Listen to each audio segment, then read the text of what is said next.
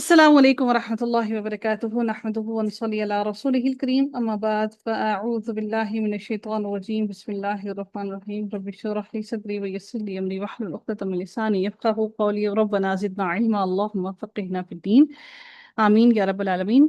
آغاز ہوتا ہے سورۃ الدخان کا، جو کہ مکی سورہ ہے اور 44 نمبر ہے اس کا قرآن کے اندر، 64 نمبر ہے اس کا نزول کے اعتبار سے، آیات اس کی 59 ہیں، رکوع اس کے 3 ہیں۔ آغاز کرتے ہیں سورہ دخان کا، بسم اللہ الرحمن الرحیم۔ مکی سورہ ہے، آغاز بھی اس کا حروف مقطعات سے ہو رہا ہے۔ اللہ تعالیٰ ارشاد فرماتے ہیں حامیم والکتاب المبین۔ اللہ تعالیٰ فرماتے ہیں کہ قسم ہے اس وضاحت والی کتاب کی، یعنی وضاحت والی کتاب کی، یعنی قرآن جو ہے واضح کتاب ہے اور اس میں وضاحت کی گئی ہے، کھلی کتاب ہے، اس میں ہر چیز واضح ہے، کسی چیز میں کوئی شک و شبہ نہیں۔ پھر میرے رب نے فرمایا انا انزلناہ فی لیلۃ مبارکۃ انا کنا منذرین، یقیناً ہم نے اسے بابرکت رات میں اتارا ہے، بے شک ہم ڈرانے والے ہیں۔ یعنی اللہ تعالیٰ نے اس کتاب کو، اس قرآن کو بابرکت رات یعنی کہ لیلۃ القدر میں اتارا، شب قدر کی رات میں، جیسا کہ اللہ تعالیٰ نے سورہ بقرہ کی آیت نمبر 185 میں بھی ارشاد فرمایا کہ شہر رمضان الذی انزل فیہ القرآن، کہ رمضان کے مہینے میں قرآن نازل کیا گیا۔ اور اللہ تعالیٰ نے سورہ قدر میں بھی فرمایا انا انزلناہ فی لیلۃ القدر، ہم نے یہ قرآن شب قدر میں نازل فرمایا۔ یہ شب قدر رمضان کی آخری عشرے کی طاق راتوں میں سے کوئی ایک رات ہوتی ہے۔ یہاں قدر کی اس رات کو بابرکت رات قرار دیا گیا ہے۔ اس کی بابرکت ہونے میں کوئی شبہ نہیں ہو سکتا کہ ایک تو اس میں قرآن کا نزول ہوا، اور دوسری اس میں فرشتوں اور روح الامین یعنی حضرت جبرائیل علیہ السلام کا بھی نزول ہوتا ہے۔ تیسرے اس میں سارے سال میں ہونے والے واقعات کا فیصلہ کیا جاتا ہے۔ چوتھے، اور یہ آگے ہم انشاءاللہ پڑھیں گے، چوتھے اس رات کی عبادت 1000 مہینے یعنی 83 years اور 4 months یعنی کہ 1000 مہینے کی عبادت سے بہتر ہے۔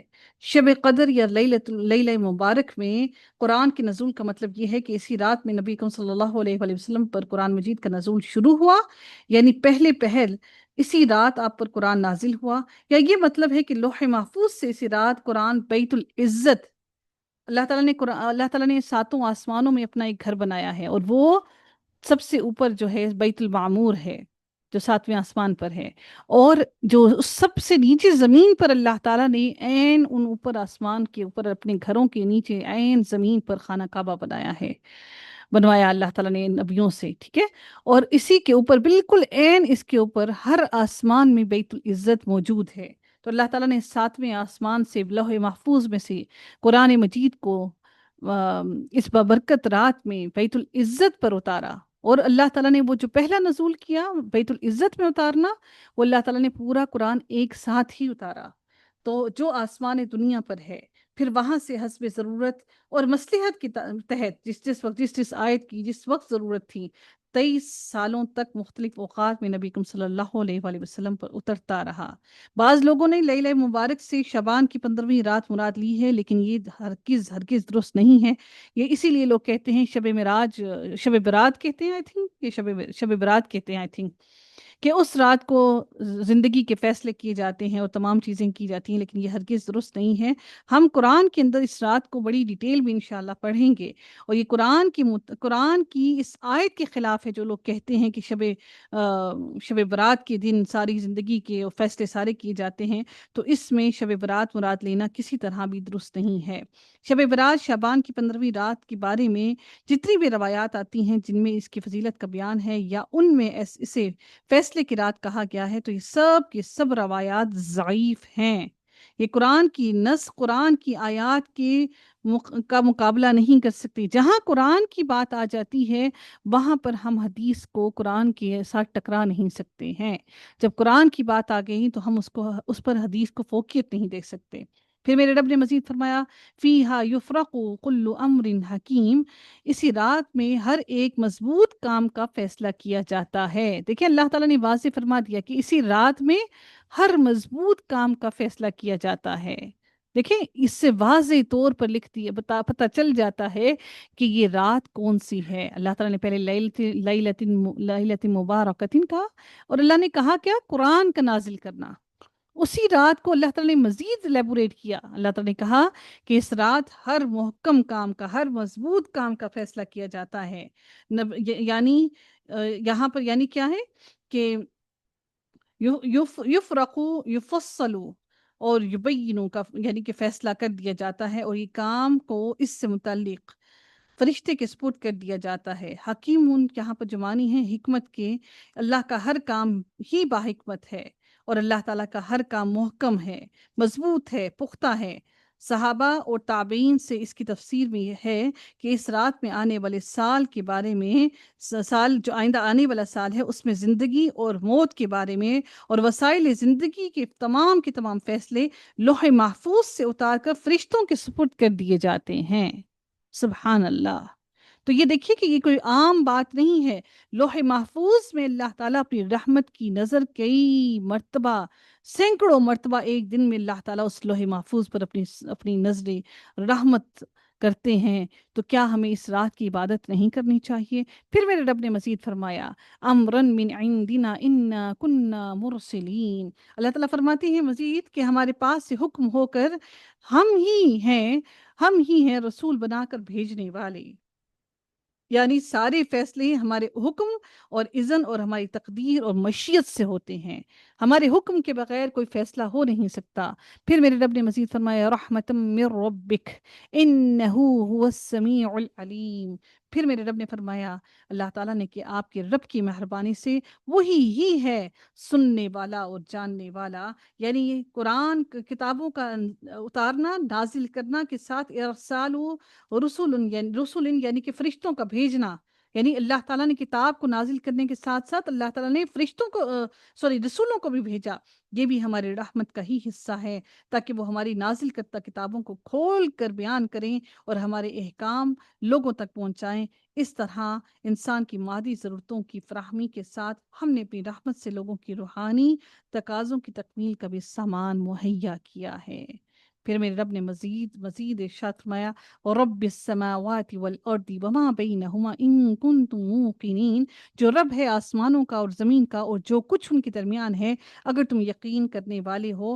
یہ آیات بھی سورہ اعراف کی آیات کی طرح ہیں، جس میں اللہ تعالیٰ نے سورہ اعراف میں بھی بالکل ایسا ہی ارشاد فرمایا، قل یا ایہا الناس انی رسول اللہ الیکم جمیعا جميعا الذي له ملك السماوات والأرض لا إله إلا لا إله إلا هو يحيي ويميت۔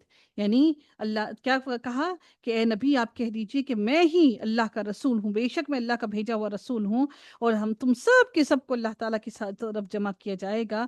اور وہ ذات ہے جو آسمانوں اور زمین کا مالک ہے، بادشاہت اسی کے ہاتھ میں ہے آسمانوں اور زمین کی، اور وہی ہے، اس کے سوا کوئی الہ نہیں، اور وہی ہے جو زندگی بھی دیتا ہے اور وہی ہے جو موت بھی عطا کرتا ہے۔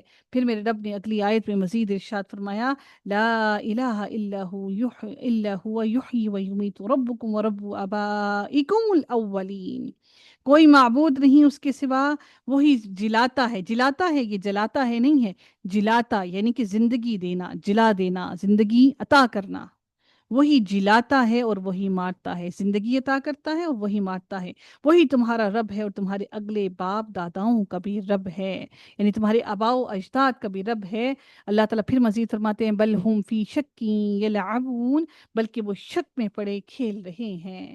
یعنی حق اور اس کے دلائل ان کے سامنے آ گئے، لیکن وہ اس پر ایمان لانے کے بجائے شک میں مبتلا ہیں، اور اس شک کے ساتھ مذاق اڑا رہے ہیں اور کھیل کود میں پڑے ہیں، دنیا کی زندگی میں مگن ہیں، کھیل کود میں مبتلا ہیں۔ فَارْتَقِبْ يَوْمَ تَأْتِي السَّمَاءُ بِالدُّخَانٍ مُبِينٍ۔ پھر میرے رب نے فرمایا آپ اس دن کے منتظر رہیں جب کہ آسمان ظاہر دھواں لائے گا۔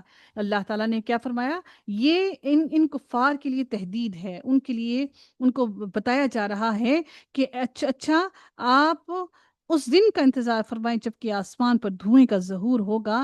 اس کے سبب نزول میں بتلایا گیا ہے کہ اہل مکہ اس سے تنگ آ کر نبی کریم صلی اللہ علیہ وسلم نے جو باتیں کہیں اس سے تنگ آ کر نبی کریم صلی اللہ علیہ وسلم نے ان کے لیے قحط سالی کی بد دعا فرمائی، یعنی کہ اہل مکہ کے ان تمام رویوں سے نبی کریم صلی اللہ علیہ وسلم نے تنگ آ کر ان کے لیے قحط سالی کی بد دعا فرمائی، جس کے نتیجے میں ان پر قحط کا عذاب نازل کر دیا گیا، حتیٰ کہ وہ ہڈیاں کھا لیں اور مردار وغیرہ تک کھانے پر مجبور ہو گئے۔ آسمان کی طرف دیکھتے تو بھوک اور کمزوری کی شدت کی وجہ سے انہیں دھواں سا نظر آتا۔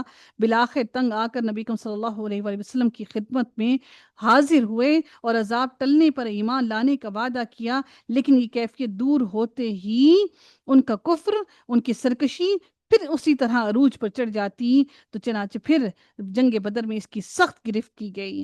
بعض کہتے ہیں کہ قرب قیامت یعنی کہ قیامت کے قریب کی 10 بڑی بڑی علامات میں سے ایک علامت دھواں بھی ہے، جس سے کافر زیادہ متاثر ہوں گے اور مومن بہت کم متاثر ہوں گے۔ آیت میں اسی دھوئیں کا ذکر ہے۔ اس تفسیر کی روح سے یہ علامت قیامت کے قریب ظاہر ہوگی، جبکہ پہلی تفسیر کی روح سے ظاہر ہو چکی ہے، یعنی کہ جو ان پر ہوئی تھی کفار مکہ پر۔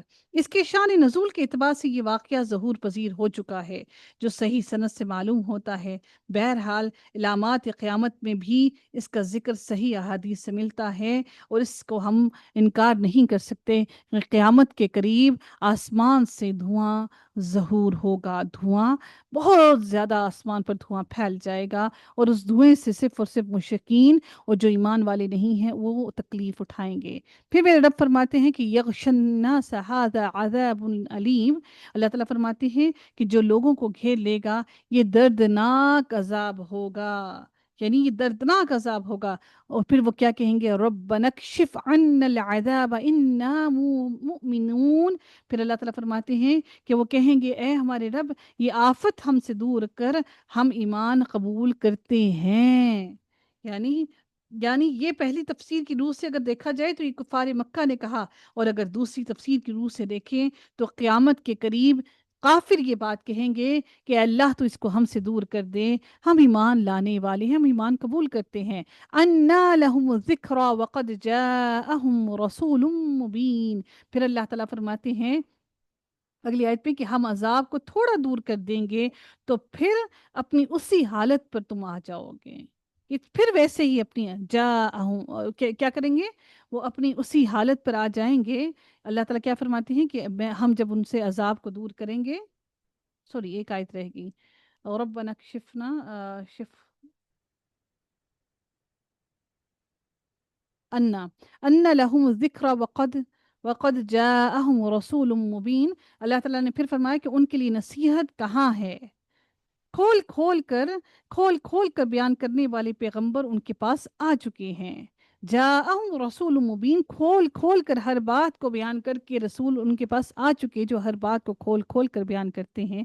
ثم تولوا عنہ وقالوا معلم مجنون، پھر میرے رب نے مزید فرمایا کہ پھر بھی انہوں نے ان سے منہ پھیرا اور کہہ دیا کہ سکھایا پڑھایا ہوا بے وقوف، مجنون، پاگل ہے، یعنی کہ سکھایا پڑھایا ہوا، اور انہوں نے منہ پھیر لیا اور منہ پھیر کر کہنے لگے کہ یہ سکھایا پڑھایا ہوا مجنون ہے۔ نبی کے لیے یہ کہا اِنَّا كَاشِفُ الْعَذَابِ قَلِيلًا إِنَّكُمْ عَائِدُونَ، پھر میرے رب نے فرمایا ہم عذاب کو تھوڑا دور کر دیں گے تو پھر یہ اپنی اسی حالت پر آ جاؤ گے، یعنی کہ تم پھر اسی حالت پر آ جاؤ گے۔ بے شک جب ہم عذاب کو دور کریں گے، کاشفو پھر دیں گے، یوم نبطش البطشۃ بطشۃ الکبری ان منتقمون، پھر میرے رب نے فرمایا جس دن ہم بڑی سخت پکڑ کریں گے، بڑی سخت پکڑیں گے، بالیقین ہم بدلہ لینے والے ہیں، یعنی کہ ہم یقیناً بدلہ لینے والے ہیں۔ یعنی اس سے مراد جنگ بدر کی گرفت ہے، جس میں 70 کافر مارے گئے اور 70 قیدی بنا لیے گئے۔ دوسری تفسیر کی روح سے یہ سخت گرفت قیامت والے دن ہوگی، اور امام شوکانی فرماتے ہیں کہ یہ اس گرفت خاص کا ذکر ہے جو جنگ بدر میں ہوئی، کیونکہ قریش کے سیاق میں ہی اس کا ذکر ہے، کیونکہ قریش کی بات ہی پیچھے بیان کی جا رہی ہے۔ اگرچہ کہ قیامت والے دن بھی اللہ تعالیٰ سخت گرفت فرمائے گا، تاہم وہ گرفت عام ہوگی، ہر کسی کے لیے ہوگی، ہر نافرمان اس میں شامل ہوگا۔ پھر میرے رب نے آگے مزید اگلی آیت میں ارشاد فرمایا کہ وَلَقَدْ فَتَنَّا قَبْلَهُمْ قَوْمَ فِرْعَوْنَ وَجَاءَهُمْ رَسُولٌ کریم۔ اللہ تعالیٰ فرماتی ہیں یقیناً ان سے پہلے ہم قوم فرعون کو بھی آزما چکے ہیں۔ آزمانے کا مطلب یہ ہے کہ ہم نے انہیں دنیاوی خوشیاں، خوشحالی اور رزق کی فراغت عطا کی، ان کو ہر چیز عطا کی، اور پھر اپنا جلیل القدر پیغمبر بھی ان کی طرف بھیجا، لیکن انہوں نے رب کی نعمتوں کا شکر ادا نہیں کیا، اور نہ ہی وہ پیغمبر پر ایمان لے کر آئے۔ ہم نے فرعون کی طرف رسول کریم بھیجا، باعزت عزت والا رسول بھیجا، ان ادو الی عباد اللہ انی لکم رسول امین۔ پھر میرے رب نے فرمایا کہ اللہ تعالیٰ کے بندوں کو انہوں نے کیا کہا؟ انہوں نے کہا کہ اللہ تعالیٰ کے بندوں کو میرے حوالے کر دو، یقین مانو کہ میں تمہارے لیے امانت دار ہوں، رسول امین، کہ امانت دار ہوں، امانت دار ہوں، یعنی کہ اللہ کا پیغام پہنچانے والا ہوں۔ اللہ کے بندوں سے مراد کیا تھا؟ کہ بنی اسرائیل ہے، جسے فرعون نے غلام بنا رکھا تھا۔ حضرت موسیٰ علیہ السلام نے اپنی قوم کی آزادی کا مطالبہ کیا، وَأَلَّا تَعْلُوا عَلَى اللَّهِ إِنِّي آتِيكُمْ بِسُلْطَانٍ مُبِينٍ۔ پھر میرے رب نے مزید اگلی آیت میں ارشاد فرمایا کہ اور تم اللہ تعالیٰ کے سامنے سرکشی نہ کرو، میں تمہارے پاس کھلی دلیل لانے والا ہوں۔ یعنی تمہارے پاس اللہ کی سرکشی ہرگز نہ کرو، یعنی تم اللہ تعالیٰ کی باتوں کا انکار نہ کرو۔ میں تمہارے پاس جو چیز لے کر آیا ہوں یہ کھلی دلیل ہے، جس کی انکار کی کوئی گنجائش ہی نہیں بچتی۔ وَإِنِّي عُذْتُ بِرَبِّي وَرَبِّكُمْ أَن تَرْجُمُونَ وَإِن لَّمْ تُؤْمِنُوا لِي فَاعْتَزِلُونَ فَدَعَا رَبَّهُ أَنَّ هَٰؤُلَاءِ قَوْمٌ مُجْرِمُونَ۔ پھر میرے رب نے فرمایا اور میں اپنے اور تمہارے رب کی پناہ میں آتا ہوں اس سے کہ تم مجھے سنگسار کر دو۔ یعنی یہ لوگ جو ہے وہ حضرت موسیٰ علیہ السلام کو کہہ رہے تھے کہ ہم تمہیں سنسار کر دیں گے، ہم تمہیں ختم کر دیں گے، تمہیں مار ڈالیں گے۔ تو انہوں نے کہا کہ میں اللہ تعالیٰ کی پناہ میں آتا ہوں، میں اپنے اور تمہارے رب کی پناہ میں آتا ہوں اس سے کہ تم مجھے سنسار کر دو۔ یعنی اس دعوت اور تبلیغ کے جواب میں فرعون نے موسیٰ علیہ السلام کو جو قتل کرنے کی دھمکی دی، اس پر انہوں نے اللہ تعالیٰ کی پناہ مانگی، اور پھر مزید کہا کہ اگر تم مجھ پر ایمان نہیں لاتے تو مجھ سے الگ ہی رہو، یعنی مجھ پر ایمان نہیں لاتے تو نہ لاؤ، لیکن مجھے قتل کرنے کی اذیت پہنچانے کی کوشش نہ کرو۔ پھر جو اگلی آیت میں مزید فرمایا فَدَعَا رَبَّهُ أَنَّ هَٰؤُلَاءِ قَوْمٌ مُجْرِمُونَ۔ پھر اللہ تعالیٰ نے فرمایا، پھر انہوں نے اپنے رب سے دعا کی کہ یہ سب لوگ گناہگار ہیں۔ جب انہوں نے دعوت دی کفر، پھر بھی وہ کفر سے اور شرک سے باز نہیں آئے، انات سے، سرکشی سے باز نہیں آئے، تو اس وقت انہوں نے اللہ تعالیٰ سے کہا یہ سارے کے سارے سرکش ہیں۔ پھر اللہ نے فرمایا فَأَسْرِ بِعِبَادِي لَيْلًا إِنَّكُمْ مُتَّبَعُونَ۔ ہم نے کہہ دیا کہ راتوں رات تو میرے بندوں کو لے کر نکل جا، یقیناً تمہارا پیچھا کیا جائے گا۔ اللہ نے پہلے ہی تنبیہ کر دی کہ فرعون اور اس کے لوگ تمہارا پیچھا ضرور کریں گے۔ وَاتْرُكِ الْبَحْرَ رَهْوًا إِنَّهُمْ جُندٌ مُغْرَقُونَ۔ پھر اللہ تعالیٰ نے مزید فرمایا تو دریا کو ساکن چھوڑ کر چلا جا، یعنی رہون یعنی کا معنی کیا ہے؟ ساکن یا خشک۔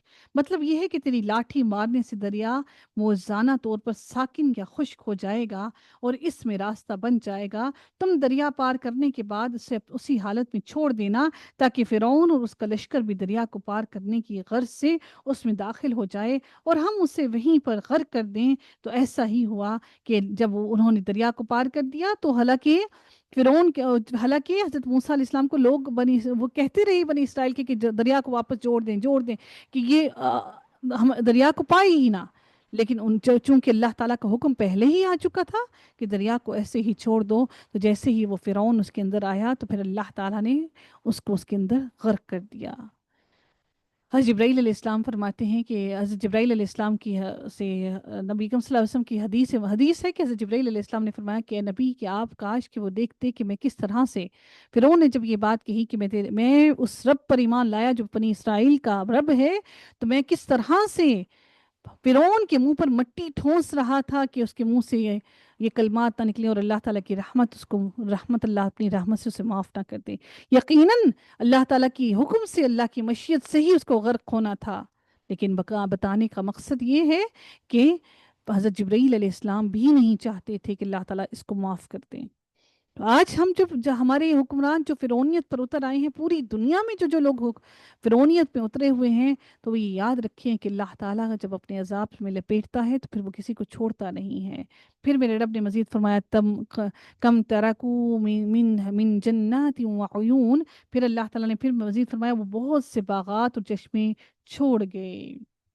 یعنی بہت سے باغات اور چشمے کا مطلب کیا ہے یہاں پر جو کم ہے، یہ در حقیقت اس سے خبر مل رہی ہے، یعنی دریائے نیل کی دونوں طرف باغات اور کھیتوں کی کثرت تھی، عالی شان مکانات اور خوشحالی کے آثار تھے، سب کچھ یہی دنیا میں رہ گیا اور عبرت کے لیے پھر صرف فرعون اور اس کی قوم کا نام باقی رہ گیا، صرف نام باقی رہ گیا اور کچھ نہیں رہا، عبرت کے لیے وہ بھی اللہ نے باقی چھوڑا۔ پھر میرے رب نے مزید فرمایا وَزَرُوا وزروع مقام كريم ونعمة كانوا فيها فاكهين كذلك وأورثناها قوما آخرين فما بكت عليهم السماء والأرض وما كانوا منظرين۔ پھر میرے رب نے مزید فرمایا کہ اور کھیتیاں اور راحت بخش ٹھکانے اور وہ آرام کی چیزیں جن میں یہ وہ عیش کر رہے تھے، اب وہ سارا کچھ یہیں چھوڑ کے اسی طرح ہو گیا، اور ہم نے ان سب کا وارث دوسری قوم کو بنا دیا۔ بعض کے نزدیک اس سے مراد بنی اسرائیل ہیں، لیکن بعض کے نزدیک بنی اسرائیل کا دوبارہ مصر آنا تاریخی طور پر ثابت نہیں ہے، اس لیے ملک مصر کے وارث کوئی اور قوم وہ بنی اسرائیل نہیں بنی، تو بنی اسرائیل مصر میں واپس نہیں آئے۔ تو اللہ تعالیٰ نے پھر اگلی آیت میں مزید فرمایا فما فما بکت علیہم السماء والارض وما كانوا منظرین، سو ان پر نہ تو آسمان و زمین روئے اور نہ انہیں مہلت ملی، یعنی ان فرعونیوں کے نیک اعمال ہی نہیں تھے جو آسمان پر چڑھتے اور ان کا سلسلہ منقطع ہونے پر آسمان روتے، نہ زمین پر ہی وہ اللہ کی عبادت کرتے تھے کہ اس سے محرومی پر زمین روتی۔ مطلب یہ ہے کہ آسمان و زمین میں کوئی بھی چیز ان کی ہلاکت پر رونے والی نہیں تھی، کوئی بھی۔ ہم دیکھتے ہیں نا کہ کوئی انسان مر جاتا ہے تو اس کے مرنے کے بعد اس کو یاد کر کے اس کے ورثہ اور اس سے محبت کرنے والے کسی نہ کسی کی آنکھ میں آنسو ضرور ہوتا ہے، کوئی نہ کوئی آنکھ نم ضرور ہوتی ہے۔ تو اللہ تعالیٰ نے فرمایا کہ نہ آسمان والے روئے اور نہ ہی زمین والے، ان کی ہلاکت پر کوئی بھی نہیں رویا، کتنے عالی شان محل چھوڑ کر چلے گئے اور ان میں سے کوئی باقی نہ بچا۔